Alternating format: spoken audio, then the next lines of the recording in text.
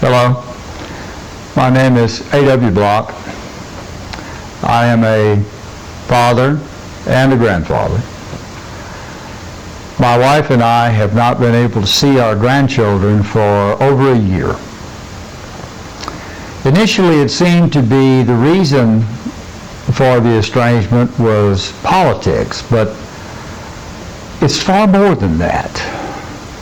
It's far more than merely disagreeing about politics. What you're dealing with, and what we finally determined we were dealing with, was pure and simple brainwashing. Our child had been brainwashed. The man that we sent away to college did not come back the same. He did not come back smarter. He did not come back more intelligent. He came back as a kook. And now we're having to deal with it. And there seems to be an entire generation of them. There's nothing wrong with you. You didn't do anything wrong. You raised him the best that you could. You taught him what he needed to know. When he went to school and got around the intellectual crowd, academia, all that changed. One of the principles of brainwashing is to erase the past, because if you have a past that you can use as a frame of reference, grounding in reality, in truth, and in basically what is right and wrong, the brainwasher has to eliminate that, has to get rid of the past. And everything that you taught them is part of the past, that to your child now, you had misled them. If you're like us, you've been told that you actually lied to them, did it on purpose. If you have experienced that, then you know what I'm talking about. Now, one quick way to see if that's what you're dealing with is whether you've had things projected onto you that you don't recognize.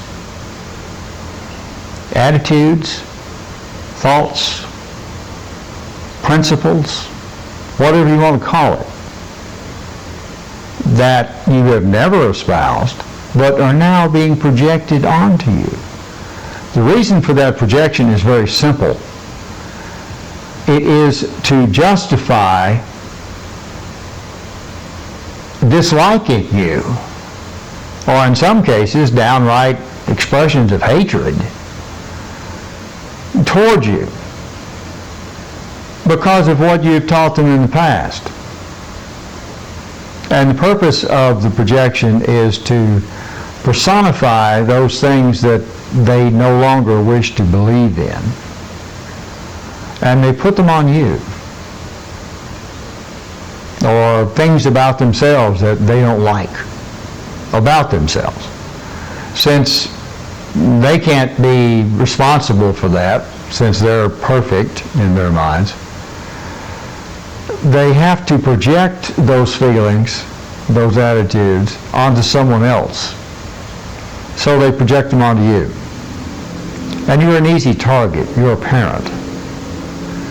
And it's justifiable because, remember, everything you taught them before was all wrong, and they have now seen the light. So you have to be gotten rid of. The consequence of that has been, in our case, that we have not been able to see our grandchildren in over a year. As a matter of fact, we've been told that we needed psychological counseling, of course, by a similarly brainwashed psychologist, and that we would not be able to see our grandchildren unless we saw a psychologist and basically got our minds right, which means surrendering to the warped philosophy that is now being embraced as being normal. If you've had this experience, you know what I'm talking about. Now, there's not a lot you can do about it because you can't reason with them. You can try, but you'll fail. But there are other things that you can do to find peace in your life and to deal with the situation. And one of the ways that I'm dealing with it is to write letters to my grandsons, to tell them the things that I will not be allowed to tell them in person. So I'm going to write them down. And at the same time, I would like to help any of you who are going through the same thing, perhaps to deal with your situation and to find some peace. I do hope that you do, because there's no reason to continue to suffer, to feel that you have done something wrong, that you failed. You didn't. Your child is exercising free will, and that free will is unfortunately to embrace basically the dark side, as they say in the Star Wars movies. It is very powerful. It is seductive. And